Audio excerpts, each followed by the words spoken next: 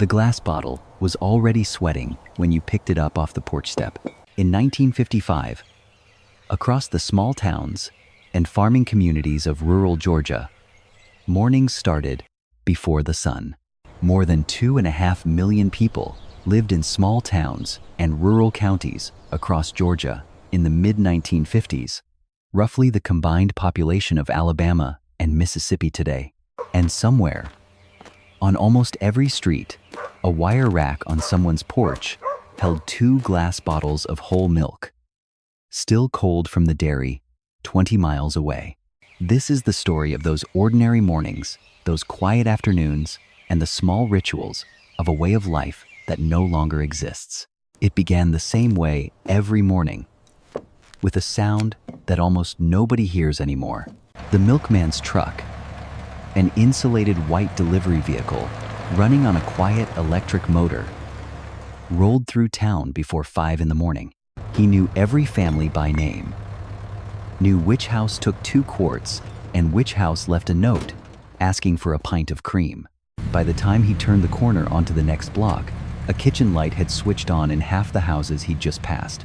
Inside that kitchen, the coffee percolator had been going since 4:30. The smell of chicory coffee and bacon fat was the real alarm clock in most Georgia households in 1955. The radio on the kitchen windowsill was already playing, a local AM station that read the farm reports before the sun was fully up. Most houses in rural Georgia in the mid-1950s were single-story wood frame structures, built low to the ground, with wide covered porches running the full width of the front. The porch was not decorative. It was the room that connected the private world of the family to the public world of the neighborhood.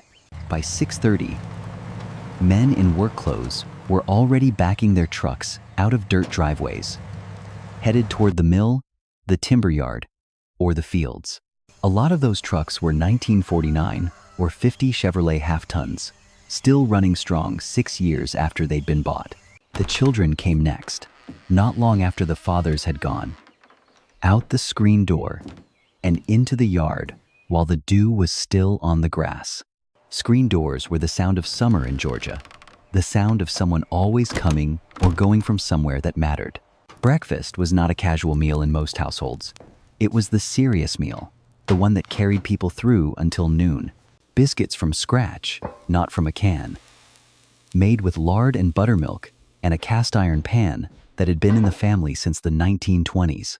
And once those biscuits were on the table, the radio went quieter and everyone sat down at the same time. There was a gravity to that morning table that most families today would not recognize and cannot quite explain. That table was where the day was planned, where the week was organized, and where the news from down the road came in before the morning was half over. By 8 o'clock, the main street of any Georgia County seat was already alive, not loud, but purposeful. Cotton was still the heartbeat of much of rural Georgia in 1955. And the gin, the feed store, and the co-op were where that heartbeat was measured. A farmer who brought his cotton in on Tuesday morning would know the price before he got back to his truck. And he'd heard 3 different opinions about it before he left the gin yard. Think about this. In 1955, there were more than 30,000 independent cotton gins operating across the American South, more than the total number of Walmart stores operating in the entire world today. The barber shop on Main Street opened at 7:30 and was always full by 9. It was not just a place to get a haircut. It was the place where you learned what was happening 2 counties over before the newspaper got there. You have to understand something about the social architecture of these small towns. Information did not travel through phones. It traveled through people. By 10 o'clock, the women were moving through the commercial streets with purpose, not browsing, buying. The general merchandise store smelled of feed sacks, motor oil, and dried beans. 3 different smells from 3 different rooms that somehow only made one smell. The Rexall drugstore was a different world entirely, cool and bright, and smelling of witch hazel and chocolate syrup in equal parts. Children knew exactly which stool at that soda counter was the best one, and they all had a reason that made perfect sense to them. Now, do you remember the sound of a milkshake machine? Not a blender, not a food processor, but that specific two-note hum, high then settling lower, that filled the whole room when the spindle dropped in.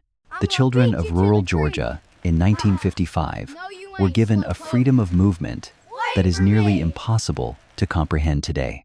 A boy of 10 could disappear on his bicycle after breakfast and not be expected home until the supper bell rang, and nobody was worried. The creek at the edge of town was a universe entire to itself, and every child within 2 miles knew every bend of it by name.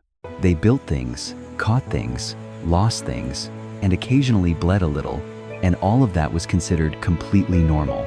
A summer without air conditioning shaped children differently than a summer spent indoors. By 11 in the morning in a Georgia July, the heat was not a metaphor. It was a physical presence that pressed on everything. The fan in the corner of the living room turned all day. Not enough to really cool the room, but enough to remind you that somebody had thought of you. That fan's slow hum was the sound of 10,000 Georgia summers. And if you grew up before window units, you still hear it when you close your eyes. The diner on the corner of Main Street served the same lunch every Tuesday. Chicken and dumplings, collard greens, and a square of cornbread. It was not on a menu. There was no menu. Everybody knew what Tuesday was. The waitress had been working that lunch counter for 11 years and knew exactly how much sugar each regular liked in their tea before they sat down. Consider what it meant to eat lunch at the same counter with the same people in the same town for 20 years. The church was not optional in rural Georgia in 1955. And this is not a statement about faith. It is a statement about infrastructure. The church hall was where the county health nurse set up her station twice a year, where the 4-H met on Wednesdays, and where the school used the kitchen when theirs broke down. The county fair came once a year in October, and the entire county stopped for it. By 1955, roughly 5,000 county fairs were operating annually across the American South. Each one, the social event of the year, for 100 square miles in every direction. The livestock judging was serious business. And the child who won a blue ribbon for a calf they had raised from birth understood something about work that school could not teach. Telephones in 1955 Georgia were shared. A party line meant that 3 or 4 households used the same physical wire. You picked up the receiver, and sometimes Mrs. Tillman from down the road was already on the line talking to someone in the next county. And you waited. There was no such thing as a private conversation on a party line, and everyone knew it, and nobody pretended otherwise. The television was new enough in 1955 that many families still gathered around it the way they had gathered around the radio the decade before. There were fewer than 30 channels available in the entire country in 1955. And in most rural Georgia counties, you could receive exactly 2. In the summer of 1955, if you wanted to see a movie, you drove to the drive-in at the edge of town. There were more than 4,000 drive-in theaters operating across America in 1955, more than all the multiplex cinema locations operating in the United States today. You pulled in, hung the speaker on your window, and for 2 hours, the whole county was watching the same sky. The woman who ran the snack bar at the drive-in had been making the same popcorn recipe since the place opened in '49. She called every car that pulled up by the family name if she'd seen them before, and she usually had. The summer of 1955 was the last summer before rock and roll changed the radio dial permanently. That summer, on a Tuesday afternoon in Memphis, something was recorded that would eventually reach the radio on every kitchen windowsill in Georgia. But that is still a few months away, and this particular Tuesday in rural Georgia still belongs to the world as it was. Autumn in rural Georgia was when the whole rhythm of the county changed. The cotton needed to come in before the weather changed. And the weather could change fast. And everyone with any connection to farming knew the difference between a good October and a bad one. The hardware store extended credit through October every year without being asked, because everybody understood that October was when the money came in. The school year started in September, and the school bus was the great social equalizer of every Georgia county. That bus picked up children from sharecropper cabins, and it picked up children from the largest farms in the county, and they sat in the same seats. The school itself was a brick building, usually the most solid structure in the county outside of the courthouse. Inside those classrooms, the heat was managed entirely by opening the windows and hoping for a breeze. A Georgia September in an unair-conditioned classroom was a test of patience for the teacher and a lesson in endurance for everyone else. By the end of the school day, every child in that building knew exactly which teacher was strict, which one was fair, and which one had a soft spot for a good excuse. The feed store and the co-op were the places where adult men came to stand around and not say much, which was how they said a great deal. Those conversations, conducted in fragments and silences, and a shared knowledge of local weather patterns going back 40 years, contained more practical agricultural information than any county extension bulletin. Water came from a well on many rural Georgia properties in 1955, not from a municipal line. Electricity had reached most homes in rural Georgia by 1955, but it had only arrived for many of them within the previous decade. In 1945, fewer than 1 in 3 rural Georgia farm homes had electricity. By 1955, nearly 9 in 10 did. That light bulb was not taken for granted by anyone in the house who had lived without it for the first 20 years of their life. The garden behind almost every house in rural Georgia was not a hobby. It was part of the food supply. The pantry shelf in October was a record of everything that garden had produced since May. Those jars were not homespun nostalgia. They were practical insurance against a hard winter. And every woman who put them up knew it. Neighbors in rural Georgia in 1955 were not just people who lived nearby. They were part of a mutual support network that had no official name. If somebody's barn needed raising, the county showed up. If somebody's husband got sick in September, the harvest still got done. By 5 in the afternoon, the pickup trucks were coming back down the county roads, trailing red dust. Supper was at 6, not 6:30, not whenever, at 6. And the word supper was the right word, not dinner. Everyone washed up before coming to that table. And by everyone, I mean the men too, regardless of how tired they were. The kitchen table at supper was the most democratic institution in rural Georgia. Everyone had a seat, and everyone was expected to fill it.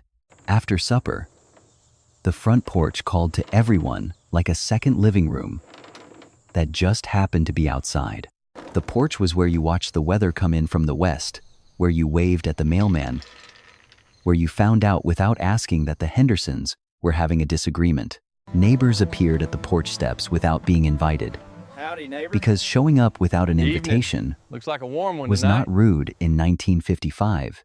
It was neighborly. The children played in the yard until the streetlights came on. And the streetlights coming on was the curfew. No parent had to explain that rule. And no child had to be told twice. After dark, the television was on in the living room, and by the mid-1950s, that was already starting to feel like a ritual. A family of 4 sat on that sofa watching a screen no bigger than a large dictionary, and it felt like a miracle. By 9:30, the house was quiet, not because of fatigue, though there was plenty of that, but because the day had a shape, and that shape ended at 9:30. Outside, the cicadas were still going, and the pecan trees were moving in whatever breeze came up from the south, and the milkman was already loading his truck for tomorrow. That is how every night ended in rural Georgia in 1955, the same as it had ended the night before, and that sameness was not boredom. It was the sound of a life with enough structure to rest inside of. And somewhere across town, a truck was already rolling. The same route, the same houses, the same names. Most of what made that world feel like itself is gone. The drive-in theaters are almost all gone. There are fewer than 300 still operating in the entire United States. The party line telephone is gone. The milkman's route is gone. The soda fountain counter is gone from almost every town that had one. The cotton gin has been replaced by systems that one person monitors from a screen. But some things from that world are still there if you know where to look. There are still barbershops in small Georgia towns where men talk the same way they talked in 1955, in fragments and silences and full understanding. There are church fellowships in rural counties that still operate the same calendar of mutual support that was in place before television arrived. There are women in their 80s and 90s in Georgia right now who still know how to put up 50 quarts of tomatoes in an afternoon because that knowledge was pressed into them before they could drive. The generation that carries the most vivid memory of that world is in their 80s now. Some of them are 90. A few are still sharp as a tack and would love to tell you about it. The details they remember are not the big ones. It is the small ones that stay. The smell of a gas stove's pilot light. The sound of a screen door in June. The weight of a glass milk bottle that was already sweating by the time you got it inside. Most neighborhoods don't have that anymore. But if you close your eyes long enough, you still can.